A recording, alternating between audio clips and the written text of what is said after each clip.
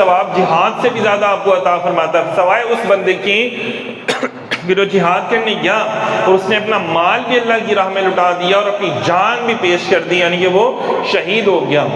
اس کے جتنا تو نہیں لیکن اس سے کم جتنا بھی ثواب ہے اللہ تعالیٰ سب اسے شخص کو ادا کرتا ہے جو ان 10 دنوں میں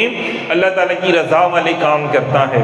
دیکھیں کتنی بڑی بات ہے، جو لوگ حج کرنے کے لیے گئے ہیں ان کے تو ہر قدم پر اللہ تعالیٰ ان کی نیکیاں بڑھا دیتے ہیں۔ اللہ تعالیٰ نے فرمایا کہ اللہ تعالیٰ کی گھر کا حج اور عمرہ کرو، احادیث میں آتا ہے کہ جو حج اور عمرہ کرتا ہے اللہ تعالیٰ اس کی بیماریاں بھی دور کر دیتے ہیں اور اللہ تعالیٰ اس کی غریبی کو بھی دور کر دیتے ہیں، مطلب اس کے رزق میں برکتیں وسعتیں عطا فرماتے ہیں۔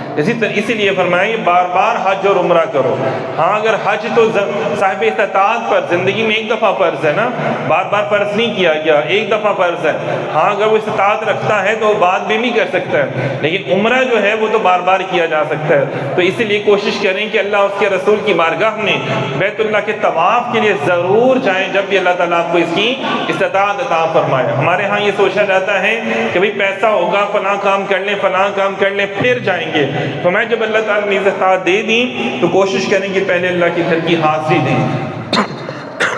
پھر اعلیٰ حضرت نے بڑا پیارا فرمایا کہ حاجیوں آؤ شہنشاہ کا روزہ دیکھو، کعبہ تو دیکھ چکے اب کعبے کا کعبہ بھی دیکھو۔ تو جو حاجی جو عاشق ہوتے ہیں نا وہ جب اللہ تعالیٰ کے گھر کی حاضری دیتے ہیں تو اس سے مام ہے نبی پاک صلی اللہ علیہ وسلم کی پاک بارگاہ کی حاضری دیتے ہیں، تو حضور کی بارگاہ میں بس وہی جاتا ہے جس کو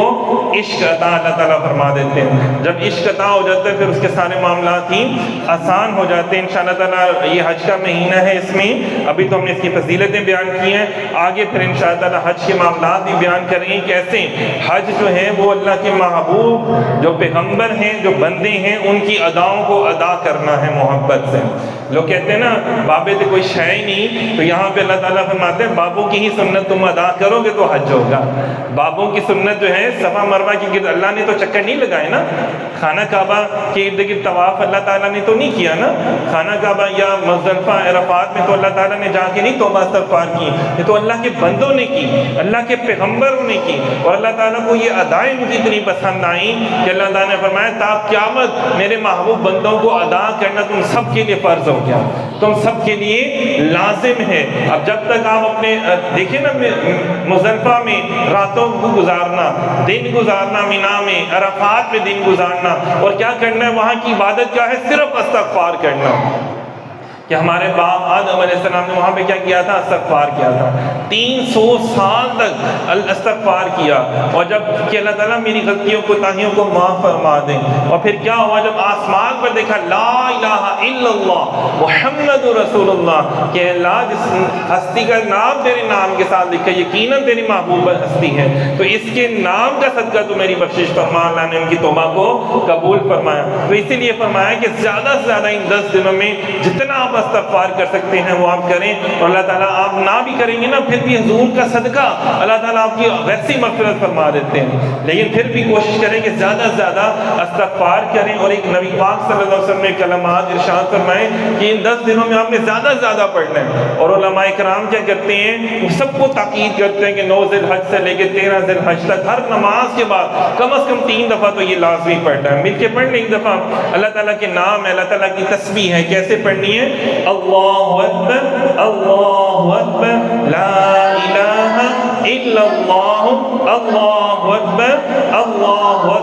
وللہ الحمد، پڑھ لیں اللہ اکبر لا الہ الا اللہ اللہ اکبر وللہ الحمد، اللہ اکبر لا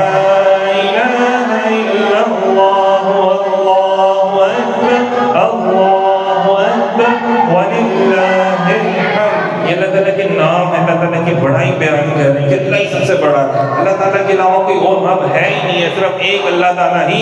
رب ہے۔ اس کا مطلب آپ کو پتہ ہے کہ اس وقت جتنے بھی حجاج کرام گئے ہوئے سب اسی نام کی تسبیح پڑھتے ہیں زیادہ سے زیادہ وہاں پر، اور اور دوسرا کیا پڑھتے ہیں؟ لبیک اللہم لبیک، لبیک اے اللہ میں حاضر ہوں، ہم حاضر ہیں تیری بارگاہ میں اللہ تعالیٰ، آپ کا کوئی شریک نہیں، ہم حاضر ہیں اللہ تعالیٰ، ہماری یہ حاضری اپنی بارگاہ میں قبول و منظور فرمانے۔ لبیک اللہم لبیک، لبیک لا شریک لک لبیک، ان الحمد والنعمت لک والملک لا شریک لک۔ تو ہم کون ہیں؟ اللہ کے عاجز اور حقیر بندے ہیں، اور ہمارا کام کیا ہے کہ ہم نے ان 10 دنوں میں زیادہ سے زیادہ توبہ استغفار کرنی ہے اور زیادہ سے زیادہ درود و سلام پڑھنا ہے کہ حضور کا صدقہ اللہ تعالیٰ ہمارے اوپر اتنی رحمت و برکتوں کا نزول فرما رہے ہیں۔ دعا ہے اللہ تعالیٰ ہم سب کی حاضری اپنی پاک بارگاہ میں قبول و منظور فرمائے۔ بہت شکریہ، جزاک اللہ خیر۔